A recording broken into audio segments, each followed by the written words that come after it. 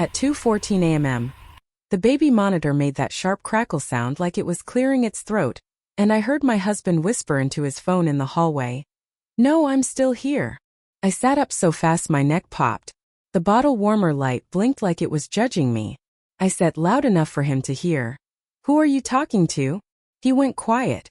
Then he said, "Work." Why did work sound like a lie when it was the only thing he ever talked about? The monitor hissed again. Our son let out a small, thin cry, the kind that meant he was not fully awake yet but he was headed there. I swung my legs off the bed and my foot landed on a burp cloth that felt cold and damp. I picked it up without thinking and stared at it like it had personally betrayed me. My chest felt tight in a way I did not have words for. I had words for everything before the baby. Now I had lists. Diapers. Wipes. Formula. Gas drops. Laundry. Calls to the pediatrician. The words that mattered were not on any list. I padded into the hallway. The phone screen lit my husband's face from below. He looked like a stranger caught doing something small and wrong. Not big wrong. Just wrong enough to make you feel crazy for reacting. "Hey," I said because that was what came out. He pressed the screen dark with his thumb and slid the phone into his pocket. His work badge was clipped to his belt even though he was not going anywhere at 2 in the morning. It was like he wore it in his sleep. "What's up?" he asked, and his voice was soft, careful. "The baby is up," I said. "And you're on the phone." He rubbed his eyes with the heels of his hands like he had sand in them. "It was nothing. I was just checking something." "At 2, I said. "In the hallway." He looked past me toward the nursery like if he stared hard enough, he could push the crying back down. "Claire," he said, and the way he said my name felt like a hand on my shoulder, guiding me away from the edge of something. "Please. I'm tired." I could have said I was tired too. I could have said I had not slept more than 3 hours in a row since the hospital. I could have said my body still did not feel like my body. I could have said my brain was full of static. But our son cried again, louder, and my husband flinched like the sound hurt him. "I'll get him," I said. He nodded like that solved it. Like the hallway phone call and the badge on his belt and the way he had said work like it was a password were all normal. I went into the kitchen. The tile floor was cold. The sink was full of bottles even though I had washed them before dinner. I turned on the under-cabinet light, and it hit the countertops and the stack of grocery receipts like a spotlight. I had started leaving the receipts out like evidence I was doing my part. Like I could hand them to someone and say, "See, I am here. I am trying." The bottle warmer was already plugged in. I filled it, set the bottle in, and watched the little red light blink. The microwave clock said 2:16. 2 minutes had passed and it felt like an hour. Behind me the couch creaked. My husband had moved from the hallway to the living room, like he was trying to erase the fact that he had been on the phone at all. I heard him sit down hard. Then I heard nothing, which meant he had already slumped into that half-sleep he always fell into lately. The kind where he could still answer if you asked him something but his answers came out flat and wrong. I carried the warmed bottle to the nursery. The room smelled like baby lotion and clean diapers and something sour underneath, like milk that had dried on fabric. Our son's face was scrunched, his tiny fists punching the air. I picked him up and he clung to my shirt with surprising strength. My shoulder ached from holding him so much.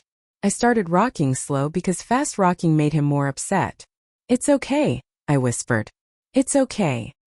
He took the bottle and sucked like he had been saving up all his hunger for this exact moment. I watched his eyelids flutter. I watched his fingers relax. I felt the usual wave of relief that always came with him settling, and right behind it I felt that other thing. The thing I did not want to admit was there. It was resentment. Started small like a speck. It grew every time I heard my husband's keys on the counter at night and my own stomach dropped because it meant I was not alone anymore. But I was also not helped. It grew every time he said he was tired like my tired did not count. It grew every time he called the baby buddy, and kissed his forehead and then disappeared into the shower for 20 minutes, leaving wet towels on the floor like he lived alone. A week ago I would have told myself I was being unfair. He worked long hours. He came home late. He picked up groceries sometimes. He paid bills. He loved us. He was just stressed. People said it all the time. New baby. Big adjustment. Give it time. But tonight, in the hallway, The way he hit his phone like a teenager, I felt something shift. I stared at the baby's small ear. The curve of it, perfect like it was designed by someone who paid attention. My husband used to pay attention like that. He used to notice my new haircut. He used to ask how my day was and wait for the answer. He used to come up behind me when I cooked and put his hands on my waist and say, "I missed you." Not in a sexual way, just in a human way. Like he actually missed me. Now he came home and looked past me at the calendar on the fridge, at the mail, at his own shoes, and he said, "What's for dinner?" Like he was ordering at a diner. Our son finished the bottle and his mouth made that slow, sleepy release sound. I held him upright, patting his back. The monitor light cast a dim green glow. The room was so quiet I could hear the tiny clicks in the baby monitor speaker, even though it was right beside me. I wished, in a sudden sharp way, that I could turn off every speaker in the house, every screen, every buzzing thing. I wished I could make it just us again like before, when the only interruption was us laughing at a stupid show. I laid the baby down. He squirmed, then went still. I stood there for a second with my hand on his chest, feeling it rise and fall. Then I walked out. In the living room, my husband was sprawled on the couch, one arm over his eyes. The TV was off, but the phone screen glowed faintly in his hand, like a small secret. He had not fallen asleep. He was pretending. "Are you awake?" I asked. He lowered his arm. His eyes opened slow, like they were heavy in a way mine were not allowed to be heavy. "Yeah," he said. "I'm awake." "Who called you?" I asked. He sat up a little, just enough to look like he was engaged. "Nobody called me." "You were talking," I said. I kept my voice calm. I was trying. I was always trying. "I heard you say, 'I'm still here.'" He blinked. For a second I saw something in his face that looked like panic. It was quick like a flicker. Then it was gone. "It was a voicemail," he said. "I was listening to something for work." "You talk back to voicemails?" I said. The words came out before I could stop them. His jaw tightened. "Do you want to fight right now?" "Because I do not want to fight right now." "I don't want to fight," I said. "I want to understand." He let out a breath that sounded like he was trying to be patient. "Claire, I'm doing this for us. I'm trying to keep things stable. You know that." "Stable," I repeated. I glanced at the coffee table. There was a half-eaten plate of dinner still there, dried sauce on the edge. I had made pasta.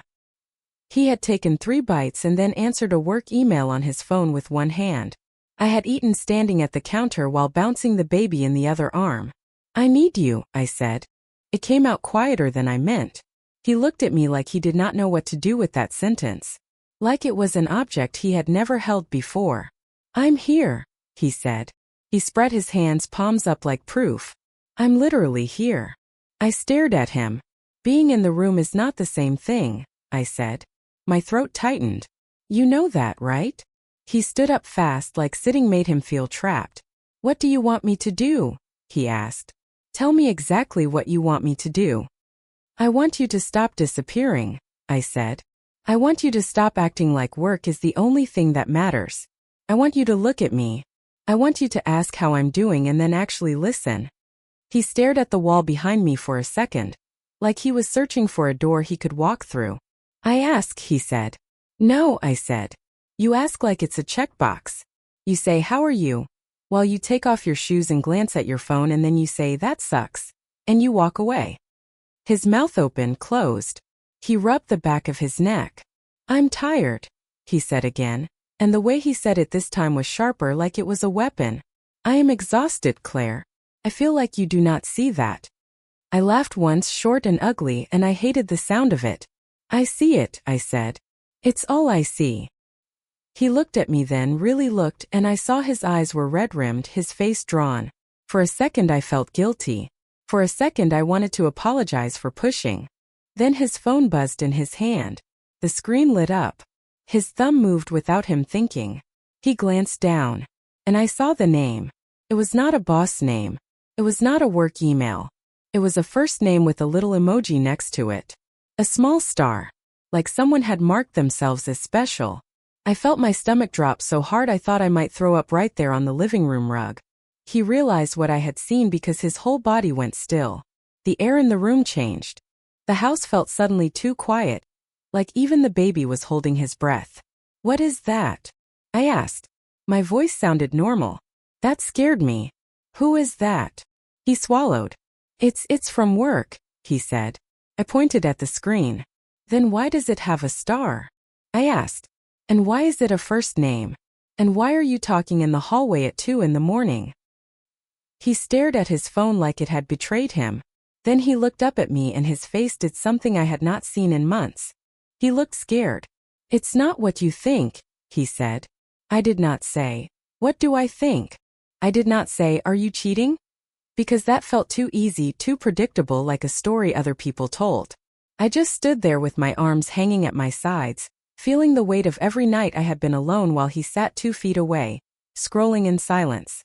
"Tell me what it is," I said. He opened his mouth. The baby monitor crackled from the kitchen, sharp and sudden like an alarm. A small cry followed, rising fast. Our son was awake again. My husband flinched. He looked toward the hallway. Then he looked back at me. "I can explain," he said, but he did not move. The monitor crackled again. The cry got louder. I waited, standing there, my heart pounding, while my baby cried and my husband held his phone like a secret he had carried for too long. The baby's cry came through the monitor like it was right next to my ear. It was not the soft warning cry anymore. It was the full, mad one, the one that meant he was awake and not going back down without a whole routine. I looked at my husband. He looked at the hallway. Then he looked at his phone again like it was the only solid thing in the room. "Go," he said, and he did not sound mean. He sounded relieved. I stood there for one more second waiting for him to say, "I'll get him," or "I'm sorry," or anything that showed he understood what was happening between us. He did not. He just stood with his phone in his hand, shoulders tight, like the baby crying was a storm he was hoping would pass. I went to the nursery. Our son was red-faced, fists balled, legs kicking the crib mattress. The nightlight made everything look pale and tired. I lifted him and he grabbed my shirt, pulling it down like he was saying, "Do not leave." My body moved on its own. I started the bounce. I made the bottle. I checked his diaper. I did all the things I could do with my eyes half open. While the bottle warmed, I stood in the doorway and looked down the hall at the living room. My husband was still there. I could see the glow of his phone screen. He was not even pretending to sleep now. He was typing with his head down. I hated him for it, and then I hated myself for hating him, and then I hated the whole situation because I had wanted this baby. We had planned this baby. We had picked out the crib together and argued about paint samples like it mattered.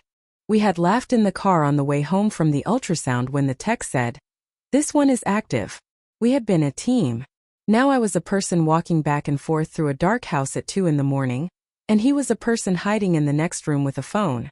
I fed the baby again. He took the bottle fast, like he was drinking against a clock. When he finally settled, I held him against my chest and stared at the corner of the room where the laundry hamper sat overflowing. Onesies. Burp cloths. A baby blanket my mom had mailed us. It was all clean and dirty at the same time. It was all waiting for me. I got him back down. I stood there listening. His breathing evened out. The room got quiet except for the soft hum of the white noise machine. I walked out. My husband was still in the living room, standing now, pacing between the couch and the window. He looked up like he had been caught stealing. "Is he down?" he asked. "For now," I said. He nodded, and his eyes flicked to my face like he was measuring how close I was to crying. I did not cry. I felt like crying was something for other people. I had no room for it. "Claire," he said. He said it like a warning. "I saw the name," I said. "Do not act like I did not." He put his phone face down on the coffee table. "Okay," he said. "You saw a name. Tell me who it is," I said. He ran both hands over his hair. Stuck up on one side. I remembered how he used to fix it in the mirror before work, careful and slow. Now he looked like he had stopped caring what he looked like to everyone except the people on his phone. "It is someone from work," he said. "That is not an answer," I said. He stared at the floor. His jaw worked like he was chewing on words he did not want to swallow. "It is Maya," he said finally. The name sat in the room between us. Maya. A real name, not work, not a voicemail, not nothing. "Who is Maya?" I asked. He hesitated. That hesitation told me more than the name did. She's on my team, he said. She helps with some stuff. Some stuff, I repeated. He looked up at me. His eyes were tired, but there was something else there too. It looked like embarrassment. She is good at her job, he said. She is organized. She knows how to handle things when they get messy. I stared at him. Messy like what? He opened his mouth, closed it. He walked to the kitchen and grabbed a glass from the counter. He filled it with water and drank like his throat was burning. He did not offer me anything.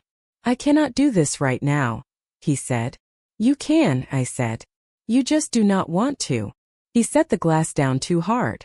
The sound cracked through the quiet house. I am trying to keep my job, he said, and the way he said it made my stomach tighten. I blinked. What? He leaned his hands on the counter, head down. It has been bad, he said. Since the baby came, it has been bad. I did not understand at first. My brain tried to put his words into a normal shape. Like he meant it was bad at work because he was tired. Like he meant he was behind on emails. Like he meant his boss was annoying. Then he lifted his head and looked at me, and his face did not look like that. They put me on a performance plan, he said. I felt my mouth go dry.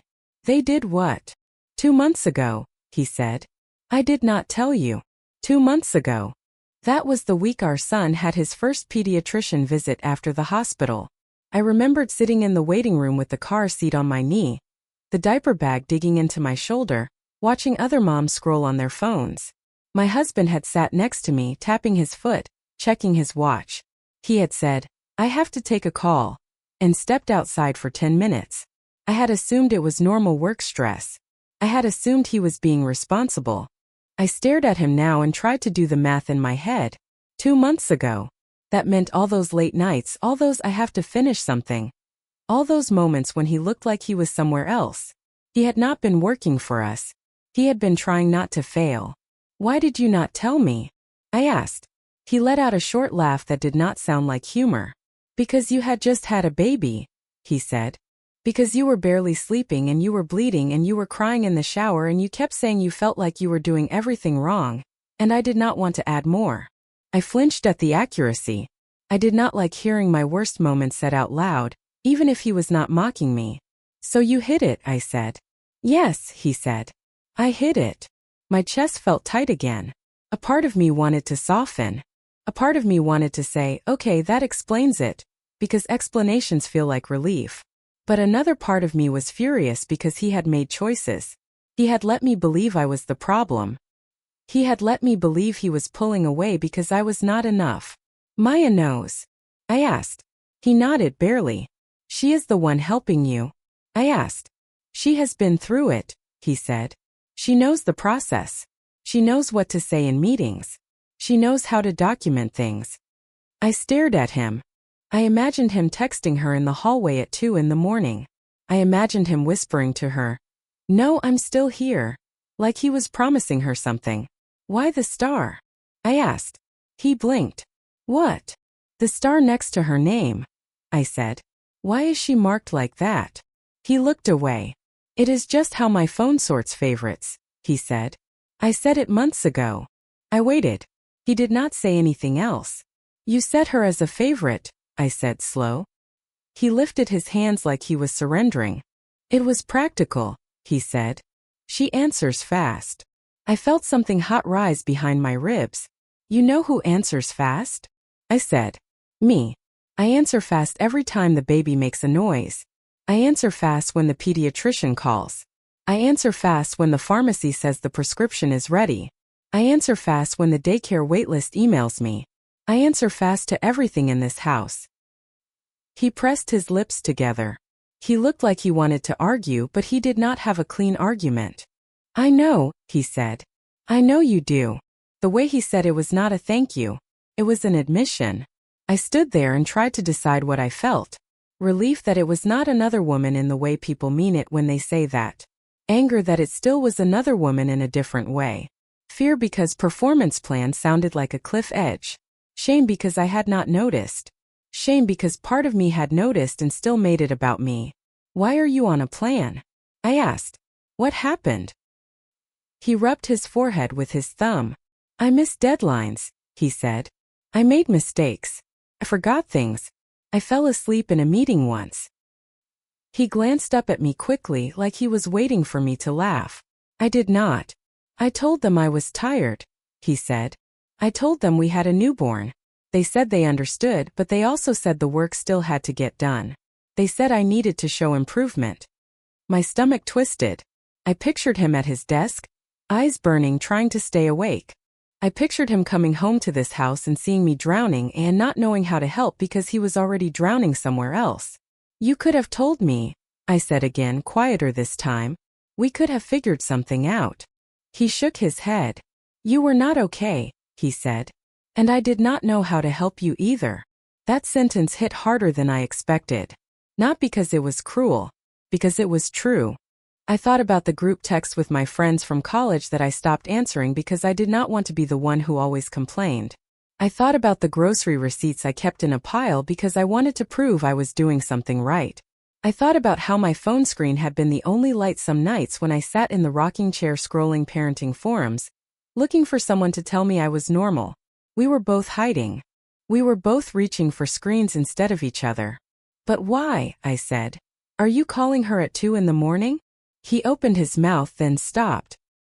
He glanced toward the hallway like he expected the baby to wake again and save him. Because, he said slowly, there is more. My heart thumped once hard. More like what? He swallowed. I have a meeting tomorrow, he said. With my boss in HR. A cold wave went through me. Why? He picked up his phone from the table, hesitated, then put it back down like it was dangerous. Because they think I might be done, he said. They think I might not make it. I felt my vision sharpen in a strange way, like the room got too clear. Like I could see every crumb on the rug, every smudge on the coffee table. We have a mortgage, I said. The words came out flat. We have a baby.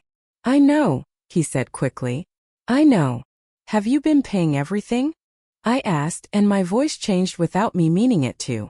Have you been paying the bills like you said? He stared at me for 1 second too long. Have you? I asked again. He looked down. His hands curled into fists at his sides. Claire, he said, and his voice was quiet now. Please do not do this. The way he said it made my stomach drop again, even lower than before. Have you been paying everything? I repeated. Yes or no? He did not answer. The baby monitor crackled once like a warning. The house held its breath. I stepped closer to him. What did you do? I asked. His eyes shut for a second, and when he opened them, they looked wet, but he did not cry. I was trying to handle it, he said. My ears rang. Handle what? He reached for his phone again, then stopped like he could not decide if showing me would save him or destroy him. Show me, I said. He looked at the phone. Then he looked at me. His hand hovered over it, trembling. I can explain, he said again, and his voice shook this time. Show me, I said, and my own voice sounded like it belonged to someone else. He unlocked the screen. And right as he turned it toward me, the display lit his face, and I saw a notification slide down from the top. It was not from Maya. It was from our bank. The bank notification sat on the top of his screen like a warning label. White background. Black text. A clean little line that made my stomach turn. Low balance alert. For a second I could not move. My brain tried to reject it like my eyes had misread it. Then another line appeared under it, smaller. Payment declined. My mouth went dry. What payment? I asked. He did not answer right away. He stared at the screen like he wanted to push it back into the phone and pretend we had not seen it. Tell me, I said. My voice was quiet, but it had a hard edge now. What payment was declined? He swallowed. It might have been a card, he said. It might have been a glitch. I stared at him. Do you hear yourself? I asked. You are standing in our living room at 2 in the morning, hiding phone calls, and now the bank is telling you something is wrong. Do not tell me it is a glitch. He flinched. Claire, he started. No, I said, and it surprised me how steady I sounded. You already kept a performance plan from me. You already made a woman from work your favorite contact. You already let me think I was crazy for noticing you were gone. So tell me what is happening. He stared at the phone, thumb hovering. Then he opened the bank app like he had done it too many times and he was tired of the pattern. The screen reflected in his eyes. He turned it toward me. I saw numbers. Not enough numbers. The balance was lower than it should have been. Low enough that I felt a cold wave sweep through me. That is not right, I said. I did not even mean to say it like a question. Came out like a fact. It is what it is, he said. Why is it that? I asked. Where did it go? He lowered the phone and rubbed his forehead like he was trying to hold his thoughts in. I covered some things, he said. What things? I asked. My heart was beating fast, too fast for 2 in the morning. What did you cover? He looked at me and I saw something I did not want to see. It was not guilt like someone who did one stupid thing. It was shame like someone who had been living with a secret for a while. I missed a paycheck, he said quietly. I blinked. You missed a paycheck? He nodded once. How do you miss a paycheck? I asked. You either get paid or you do not. He swallowed again.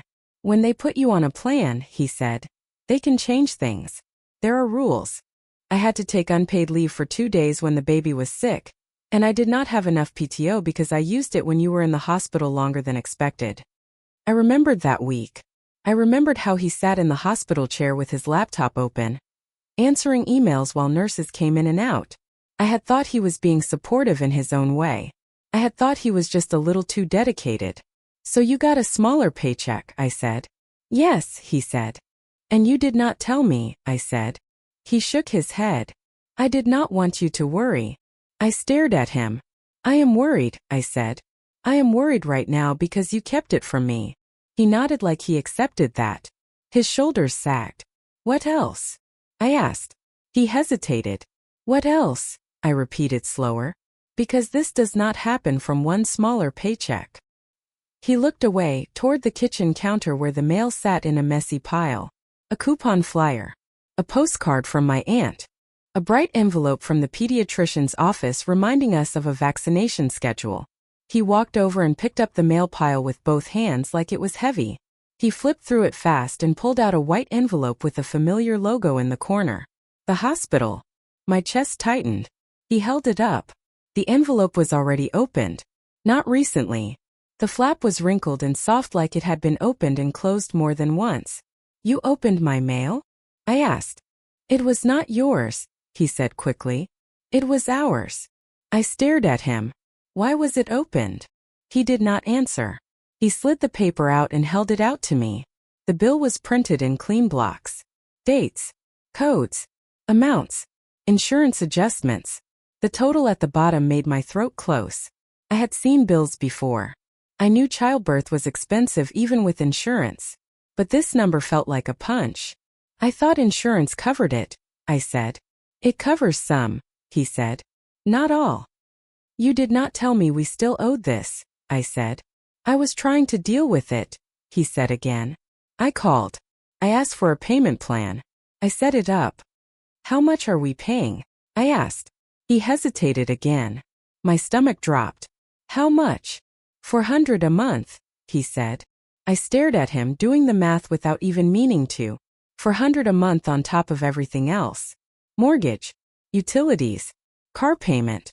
Groceries that now included formula and diapers and those tiny baby medicines that cost too much for how small they were. And the payment declined, I said, and my voice sounded distant. Because there is not enough. He nodded. I felt dizzy. I grabbed the back of a chair like I might fall. You let me buy things, I said. You let me order diapers without telling me we were this close. His face tightened. Do not, he said. Do not make it sound like you are irresponsible. I am not making it sound like anything, I said. I am asking why you did not tell me. He pressed his lips together. He looked like he wanted to say something sharp. Then he shut his eyes. I did not want to be another problem, he said. I did not want you to look at me like I failed. I stared at him. You already are, I said, and then I hated myself because I did not mean he failed as a person. I meant he failed as a partner. But the words were out. His eyes opened. They were wet now, and his face went hard in a way that scared me more than tears. I did not choose this, he said. I did not choose to be bad at my job suddenly. I felt my hands shake. Then why? I asked. Why are you spending your energy texting Maya at 2 in the morning instead of telling me? He looked down at his phone like it was a small animal that kept biting him. Because if I tell you, he said, then it is real. And then I have to watch you panic. And then I have to watch you look at me like you are looking at me right now. I wanted to say, I would not panic. But I would. I did not even have to pretend. I was already panicking. It was just coming out as anger because anger was the only thing keeping me upright. I took a slow breath. I tried to think like a normal person. I tried to think like someone who could solve problems. Okay, I said. Okay. We will deal with it. We will call the bank tomorrow. We will call the hospital billing office. We will look at our budget. We will do what we have to do. He stared at me like he did not believe I meant it. But, I said, and my voice hardened again, you do not get to keep secrets anymore. He nodded, small. I picked up the hospital bill from the table and read the dates. One line caught my eye. A charge from 2 weeks ago. 2 weeks ago was not the birth. 2 weeks ago was after. 2 weeks ago we had been home. 2 weeks ago I was trying to get the baby to latch while my husband heated up leftover chicken in the microwave. What is this? I asked, tapping the line. This is recent. He leaned in, squinted. Oh, he said. Oh, what? I asked. He rubbed his face with his hands. That was the urgent care visit, he said.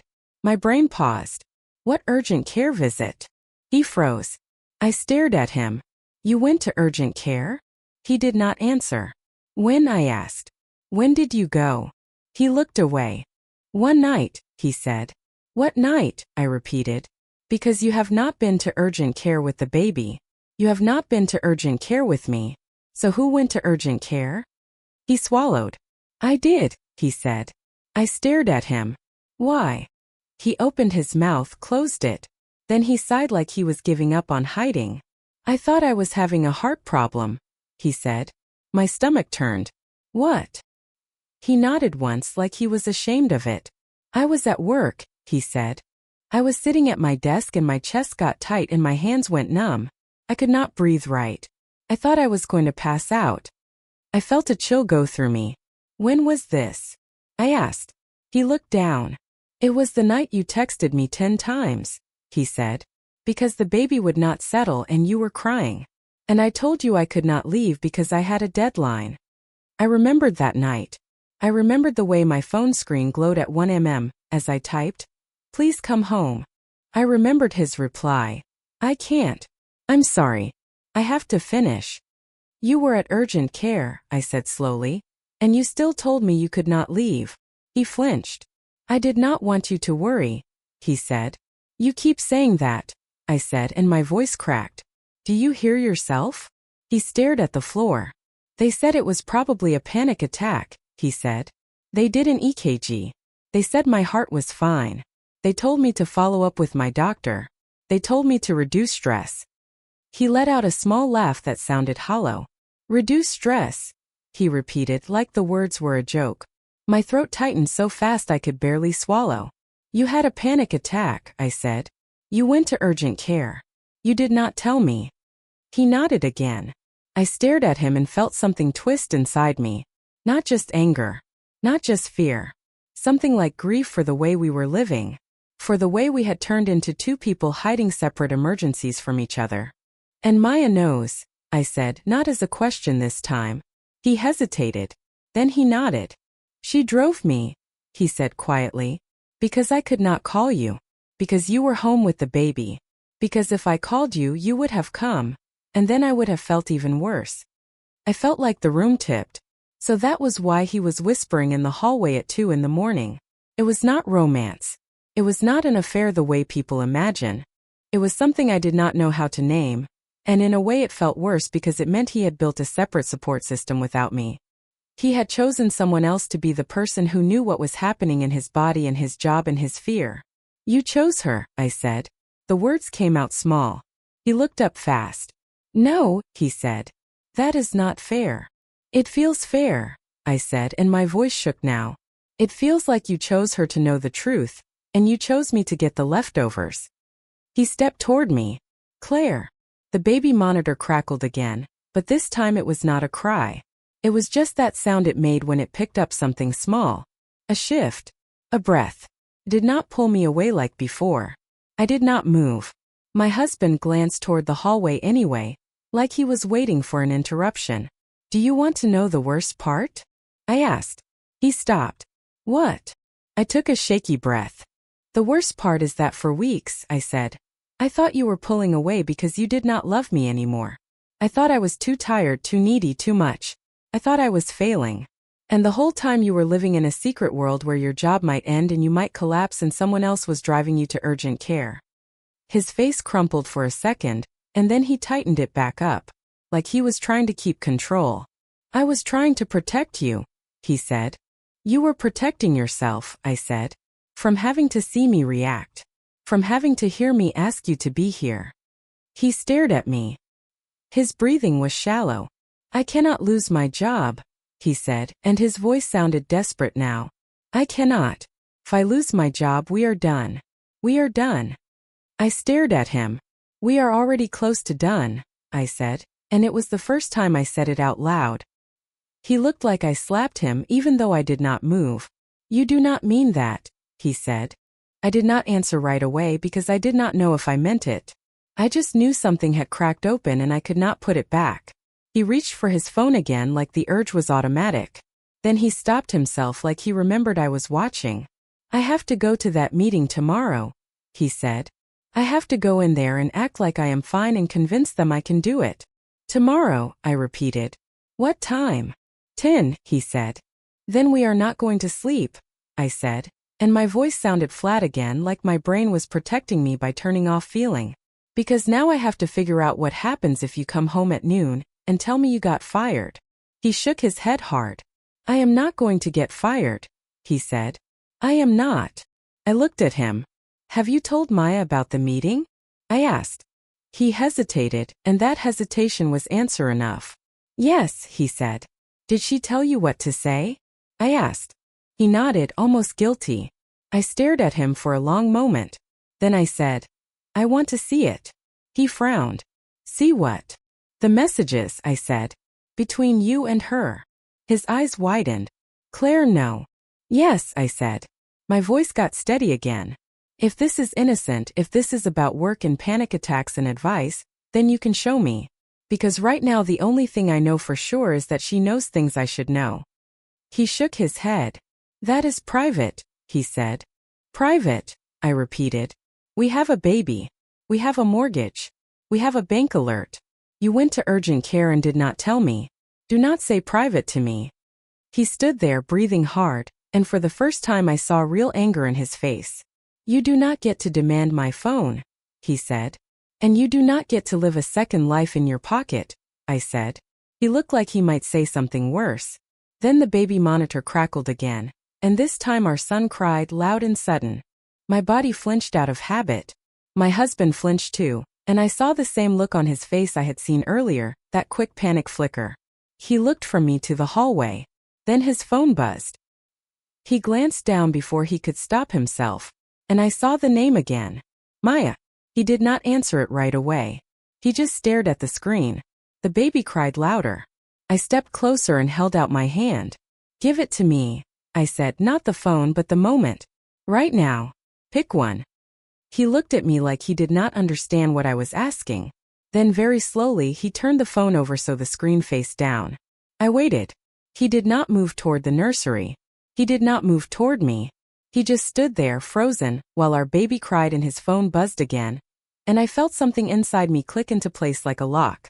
I walked past him toward the nursery without saying another word, and behind me I heard the soft sound of his phone unlocking. I did not sleep after that. I rocked our son in the nursery chair until the sunrise turned the blinds pale. Every time the baby dozed off, I heard the quiet tap of my husband's phone in the other room. I kept thinking, he is choosing the screen again. He is doing it right in front of me now. At 6:30 a.m. He came into the nursery with his work badge already on and his shirt half tucked. His eyes were bloodshot. He stood in the doorway like he did not know if he was allowed to enter my space. I fed him, I said, because it was the only safe sentence. He nodded. Okay. He waited like he expected me to ask about the meeting. I did not. I just looked at him until he dropped his eyes. Claire, he said. I did not answer her. I did not respond. He took a breath. I opened the phone, he said, because I was scared. I was not trying to hurt you. You were already hurting me, I said. His face tightened. He swallowed hard. I can show you, he said. After the meeting. No, I said. Before. He blinked. What? Before you go in there, I said. Because if you go in there and lose your job, you are going to come home and say you had no choice. And I am going to be standing here holding a baby and trying to guess what else you hid. I am done guessing. He stared at me. For a second he looked like he might refuse again. Then he pulled the phone out, unlocked it, and held it out with both hands like it was heavy. My hands shook as I took it. The screen felt warm from being used all night. He stood close enough that I could feel his breathing. He kept saying, just read. Like that would make it easier. The messages with Maya were not flirty. They were not romantic. That almost made it worse, because it meant he had been pouring the real parts of his life into her without even the excuse of a mistake. There were long texts about his boss, about deadlines, about him feeling like he could not think straight. There was a message from him at 11:48 p.m. 2 nights ago that said, I cannot tell Claire. She already thinks I am not here. There was a message from her that said, you have to tell her. Secrets make it heavier. There was another from him that said, she will hate me. I scrolled farther back and my stomach dropped again. A screenshot of a credit card application approval. A new card. A limit that was too high for comfort. I looked up at him. You opened a new card. He did not deny it.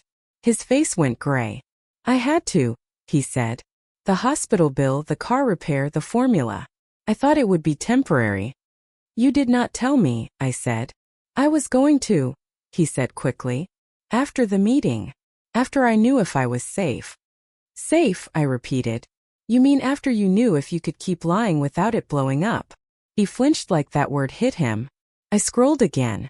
Another message from Maya. Do not pay the hospital bill on the card. Call them and get a hardship plan. Then my husband. I already did. They still want $400. I am behind on the mortgage this month. My throat closed. I stared at him. Behind on the mortgage. His eyes filled. I was going to catch up, he whispered. I was going to catch up when I got my bonus. What bonus? I said, and I hated how sharp I sounded, but I could not stop it. You are on a performance plan. He lowered his head. I know. In the nursery, our son made a small sleepy sound and turned his face into the sheet. He was peaceful. He had no idea.